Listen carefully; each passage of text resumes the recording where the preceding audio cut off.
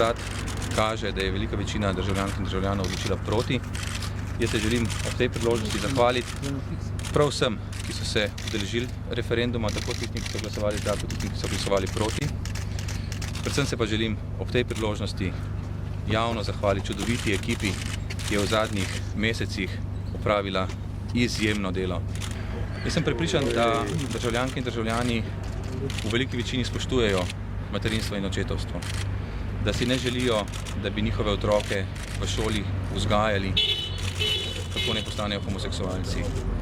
Seveda, jaz se strinjam, poglejte, živeti moramo v različnosti, spoštovati moramo različnost, vendar pa na ta način, ko so se nekatere stvari dogajale, tudi v zadnjem času, pač ne bo moglo iti.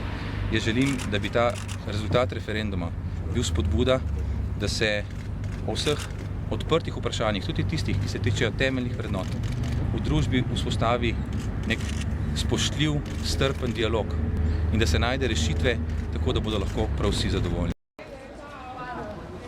Rezultati kažejo na to, da bi lahko družinski zakonik na referendumu padel.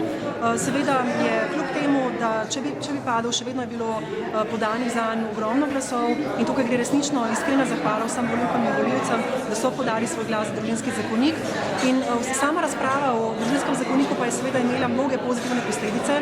Danes praktično ni več družine ali pa posameznika v Sloveniji, ki se ne bi zavedal, da obstajajo različne družine v Sloveniji, katerih pravni položaj je potrebno urediti. In seveda bodo te družine obstajale še naprej. Tako da vprašanje nikakor ni zaprto.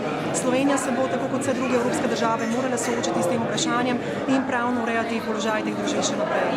Mogoče, kaj mislite, kaj je po vaše prevagalo, da je pač rezultat takšen, kot je, mogoče tudi nizko volilna udeležba? Zdaj, o tem je težko špekulirati, kateri razlogi so prevladali. Sama bi rekla, da zagotovo so bile najbolj slišane v javnosti manipulacije v zvezi z družinskim zakonikom, torej številne neresnice, ki so bile ob tem podane. In mislim, da je bil to velik problem. Namreč, če bi nasprotniki zakonika kampanjo vodili pošteno, v smislu, da ne bi manipulirali z dejstvi, da ne bi navajali stvari, ki v družinskem zakoniku niso urejene, bi bil zagotovo rezultat danes drugačen.